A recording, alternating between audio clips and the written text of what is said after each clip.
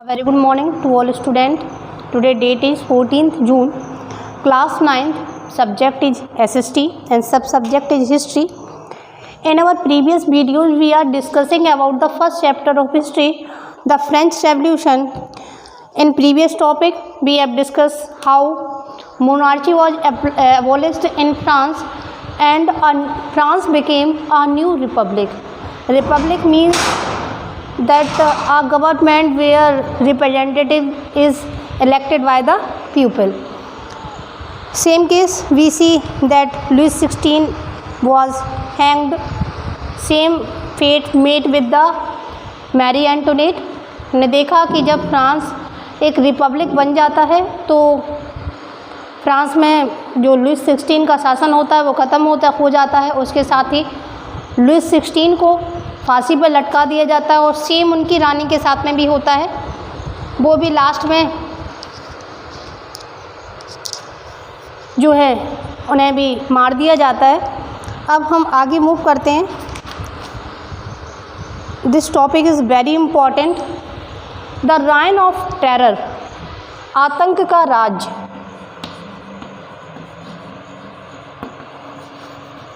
The reign of terror. Here is some question that I am saying that France became a republic in 1792. अभी मैंने आपको बताया कि France जो है वो 1792 में एक रिपब्लिक बन जाता है। But what was happened that in coming years the reign of terror happened. क्या होता है ऐसा कि फ्रांस में फिर से आतंक का राज स्थापित हो जाता है। तो इस टॉपिक के अंदर ही यही कुछ कंडीशंस देखने वाले हैं कि क्या कंडीशंस जो हैं फ्रांस में हो जाती हैं कि वहाँ पे आतंक का राज स्थापित होता जाता है। चलिए देखते हैं।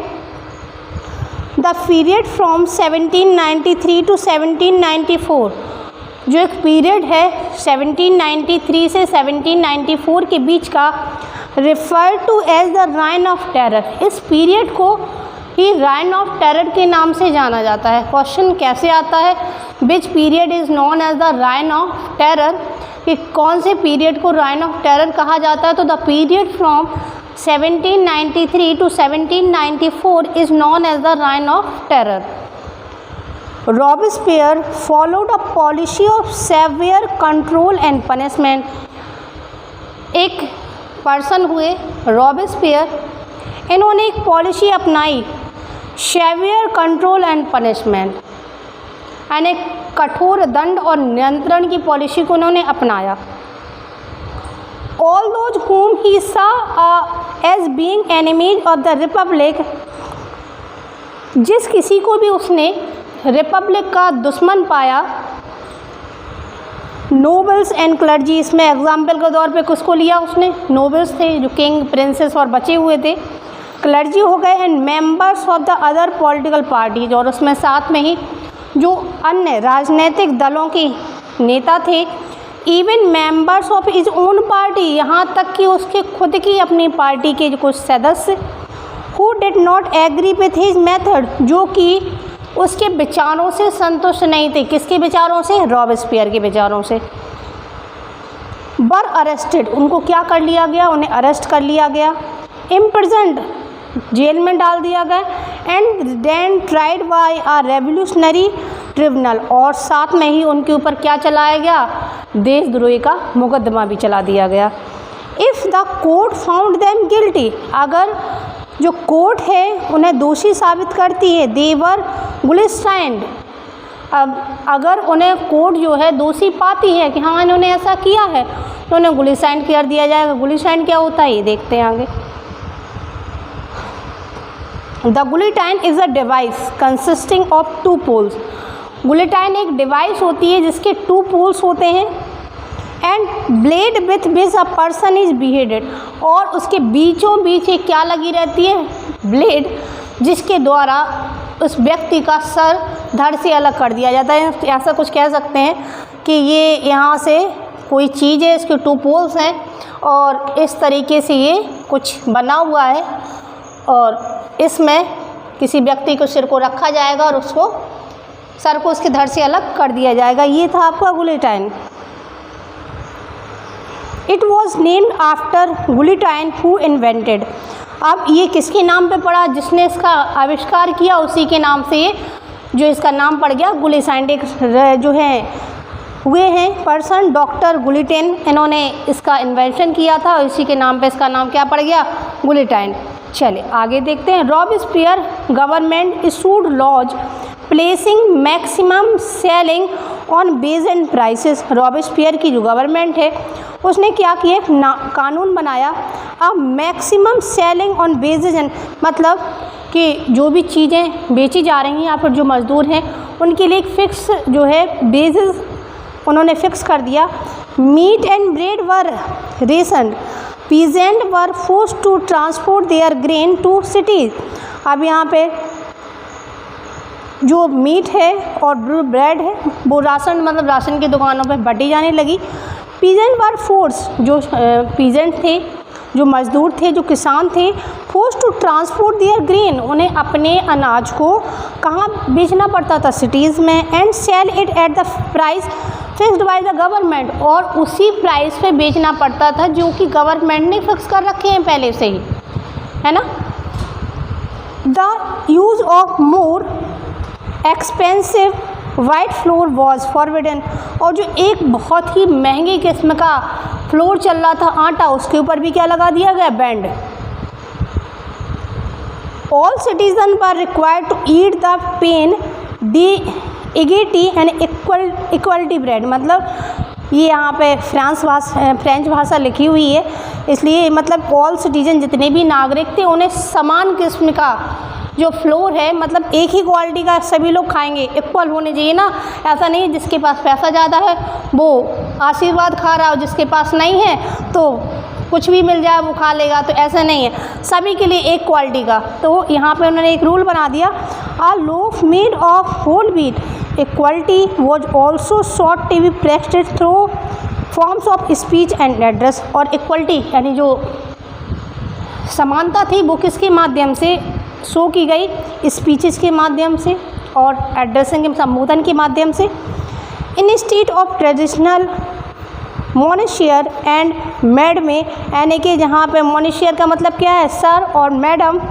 All French men and women were henceforth citoyen and citoyennes, यानी कि चाहे कोई हो, चाहे मैडम हो, चाहे सर हो, कुछ भी हो, वो क्या हैं? All are equal citizens. Citizen मतलब सिटीजन, सभी कैसे हैं? समान नागरिक हैं। Churches were shut down, church जो थी उनको ख़त्म कर दिया गया, बंद कर दिया गया। And their buildings converted into barracks और ऑफिसेज, और उनकी जो चर्च की जो बिल्डिंग थी उनको किस में कन्वर्ट कर दिया गया?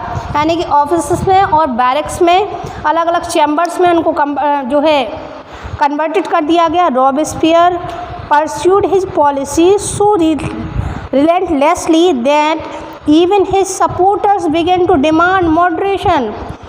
रॉबेस्पियर ने अपनी जो पॉलिसीज़ थी उनको इतनी जल्दी लागू किया कि उनके खुद के जो फॉलोअर्स थे वो भी डिमांड करने लगे कि अब हमें कैसा होना चाहिए? थोड़ा सा मॉडरेट, नरम होना चाहिए। हमारी जो पॉलिसीज़ हैं वो काफ़ी तेज़ रफ्तार से जा रही हैं, इसलिए हमको कैसा होना चाहिए? मॉडरेट हो जाना चाहिए। Finally he was convinced by a court in July 1790, और इसी के तहत 1794 में वो कोर्ट के द्वारा उन्हें कन्विक्टेड किया गया। Arrested on the next day sent to the guillotine, उन्हें पकड़ लिया गया क्योंकि ऐसे काम कर रहे थे, तो रॉबेस्पियर को पकड़ा गया और उसके बाद उन्हें अरेस्ट करने के बाद जेल में डाल दिया। और उनका भी अंत कैसे हुआ? Through the guillotine. उन्हें भी जो मशीन थी गुलिटाइन उसके ऊपर सिर रख के उनका सर धड़ से अलग कर दिया गया। चलिए, तो ये राइन ऑफ टेरर ख़त्म होता है। तो इस राइन ऑफ टेरर में हमने क्या देखा कि जो रॉबेस्पियर थे उन्होंने एक इम्पॉर्टेंट रोल प्ले किया राइन ऑफ टेरर को स्प्रीड आउट करने में, किसमें? पूरे के पूरे फ्रांस में। तो इस तरीके से 1793 टू 1794 का जो पीरियड रहा वो राइन ऑफ टेरर के नाम से जाना गया। इसके आगे और देखते हैं। A directory rules France. After that इसके बाद क्या होता है, फ्रांस के ऊपर किसका शासन आता है, तो आ डायरेक्टली रूल्स फ्रांस। किस तरीके से एक डायरेक्टरी जो है वो फ्रांस पे शासन करती है। The fall of Jacobin government allowed the wealthier middle classes to seize power. जो फॉल ऑफ जैकोबियन गवर्नमेंट, जब जैकोबियन गवर्नमेंट की जो सरकार थी उसका पतन हो जाता है, तो यहाँ पे जो एक मिडिल क्लास थी उन्हें एक मौका मिलता है कि वो पावर को क्या कर लें, सीज कर लें, पकड़ लें। A new constitution was introduce which denied the vote to non property section of the society. A constitution, एक नया जो है संविधान फिर से इंट्रोड्यूस करवाया गया, which denied to vote non properties section of proper society, जिसके द्वारा जिसके पास भूमि नहीं है उनको फिर से वोटिंग के राइट से अलग कर दिया गया। It provided for 2 elected legislative council, इसके द्वारा फिर से 2 लेजिस्लेटिव काउंसिल्स बनी। These then appointed a directory and executive made up of 5 members, और इसके द्वारा एक डायरेक्टरी बनाई गई जिसमें कितने एग्जीक्यूटिव थे, 5 मेंबर्स थे। This was meant as a safe guard against the concentration of power in 1 man executive as a under of Jacobins. यहाँ पे क्या देखा गया कि उन्होंने एक मेंबर्स टीम बना दी, 5 मेंबर्स थे, जिससे कि जो पावर है किसी एक व्यक्ति के हाथ में कॉन्सेंट्रेटेड ना हो जाए। However the directors often clashed with the legislative council, और जो डायरेक्टर थे कभी कभार वो भी आपस में झगड़ते रहते थे। Who then sought to dismiss them, और उन्होंने फिर क्या किया, एक डिसीजन में पहुँचे कि इस डायरेक्टरी को भी हटाओ। The political instability of the directory pave the way for the rise of military डेटे, और फिर देखा क्या गया, जब डायरेक्टरी ही आपस में लड़ने लगी तो इससे किसको नया रास्ता मिला, जो आर्मी थी अब पावर किसके हाथ में आने वाला है, मिलिट्री के हाथ में। नेपोलियन बोनापार्ट नया फिगर है, नेपोलियन बोनापार्ट। इसके बाद हम देखेंगे किस तरीके से जो नेपोलियन बोनापार्ट हैं वो एक रोल प्ले करते हैं, इम्पॉर्टेंट रोल प्ले करते हैं फ्रांस में। Though all this changes in the form of government, the ideals of the freedom, equality before the law, fraternity remained inspiring ideal that motivational political movement in France and the rest of Europe during the following century. देखना क्या है कि जो through this changes, जो भी बदलाव आए सरकार की तरफ से, द आइडियल्स जो एक विचारधाराएँ थी किसकी, फ्रीडम की, स्वतंत्रता की, और इक्वलिटी बिफोर लॉ कानून की समक्ष समता की, फ्रेटर्निटी विश्व बंधुत्व की, एंड रिमेन इंस्पायरिंग, ये काफ़ी इंस्पायरिंग रहा लोगों में, इससे नेशनलिटी की फीलिंग सामने निकल के आई। और इस तरीके से इस पूरी सेंचुरी भर ऐसे ही जो फ्रांस था उसमें उथल पुथल होती रही, अप डाउन्स होते रहे। सम टाइम हमने देखा कि फ्रेंच रेवोल्यूशन के द्वारा जो मोनार्ची थी उसको ख़त्म किया गया, फिर एक बार फिर से डिक्टेटरशिप स्टेबल हुई, फिर किसी और का शासन आया, फिर जैकोबियंस आए, कभी कंजर्वेटिव्स आए, कभी रेडिकल्स आए। तो इस तरीके से अप डाउन्स जो हैं होते रहे फ्रांस की पॉलिटिकल जो स्फीयर था उसमें। चलिए, तो आज के लिए इतना ही इनफ है। इसको जब मैं कह रही हूँ आपसे कि मतलब जिस चीज़ पे ज़्यादा प्रेशर किया जाए कि वेरी इंपॉर्टेंट है, और ये केवल आपके 9th के पॉइंट ऑफ व्यू से ही इम्पॉर्टेंट नहीं है, बल्कि ये 10th के पॉइंट ऑफ व्यू से भी इम्पॉर्टेंट है। अगर आप 9th वाला सेक्शन अच्छे से समझेंगे तभी आपका को जो है 10th वाला सेक्शन भी समझ में आएगा, क्योंकि अब हम क्या स्टडी कर रहे हैं, वर्ल्ड हिस्ट्री, और वर्ल्ड हिस्ट्री को जब तक हम कोरिलेट करके नहीं पढ़ेंगे हमें समझ में नहीं आएगा। ये पूरा का पूरा जो टॉपिक है जो था फ्रेंच रेवोल्यूशन, ये आपका जो 10th में लेसन आएगा the rise of nationalism in Europe, उससे पूरा मिला एक दूसरे से क्या होंगे, जुड़े होंगे। इसलिए बहुत ध्यान से समझिएगा। जब आपको ये समझ में आएगा कि फ्रेंच रेवोल्यूशन हुआ उसके बाद क्या क्या चेंजेज आते, क्योंकि जब हम आगे 10th में पहुँचेंगे तो केवल उसमें केवल नाम मिलेगा कि हाँ रेडिकल्स, अब वहाँ पे बताया नहीं जाएगा कि रेडिकल्स कौन थे। कंजर्वेटिव्स वर्ड आएगा, कंजर्वेटिव्स मीन्स आप समझ जाएंगे क्या होता है, रूढ़िवादी, बट उसको एक्सप्लेन नहीं किया जाएगा। तो यहाँ पे जब आप कॉन्सेप्ट समझ लेंगे तो आगे आपको कोई डिफ़िकल्टी नहीं होगी। तो आपको लेसन को फिर से एक बार रीड करना है, और